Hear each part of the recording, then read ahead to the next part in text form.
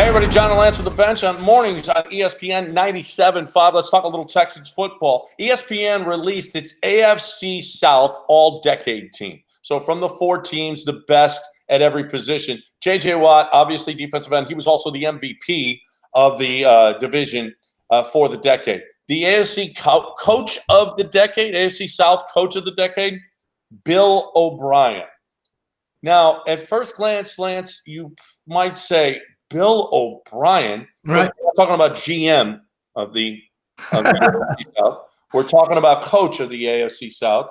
And I think they probably got it right. Yeah, if you really look at the list of coaches, you start with Tennessee Titans. And Mike Vrabel, of course, had a nice run in his rookie season. But Malarkey, Linehan, Mike Munchak, the names just aren't there. You look at Jacksonville, not enough sustained success. You look at Indianapolis, it was still going okay in the earliest part of the division, but once you get through the entire decade, it just hasn't been the Colts. There hasn't been a consistency. And, of course, Gary Kubiak had, a pretty good run, 10 to 13, 11 and 12 were good. Bill O'Brien, and it's interesting because he's had limited success relative to the very highest levels, only 2 playoff wins. But, he does have 4 division championships. So I think just by the sheer math, John, it probably is accurate. Yeah. So, but what? So, I first of all, how tough is the division? Now, it does get multiple teams in the playoffs. Yeah. So, but they're right around. Okay, they've never had anybody at the top. So Jacksonville got to the conference championship game, and they were up by 10 over the Patriots, and they lost the game. And fallen apart since then. Yes, totally fallen apart.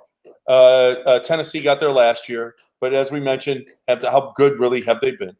And then the Colts got there as well with Andrew Luck and Chuck Pagano. That was a nice year. It was actually Bruce Arians who was coaching that team, and they did a really nice job. But the Texans haven't sniffed it.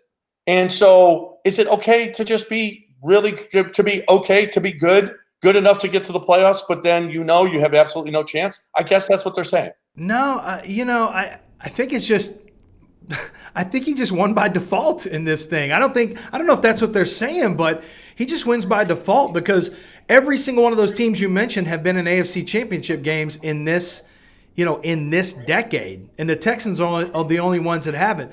But Bill is a tenured coach now from 2014 all the way to the 2020 season. He's a tenured coach, and I think, he's last man standing. This is an award for last man standing more than anything. Yeah, well, and 4 division titles as well.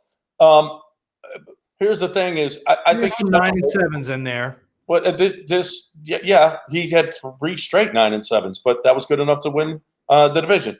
But I think because of how bad a GM he is, his coaching ability is underplayed. He is a better coach than everybody gives him credit for. I will say this: they play hard for him. Now, I wasn't crazy about when Deshaun went down, how they just gave up. The season was over.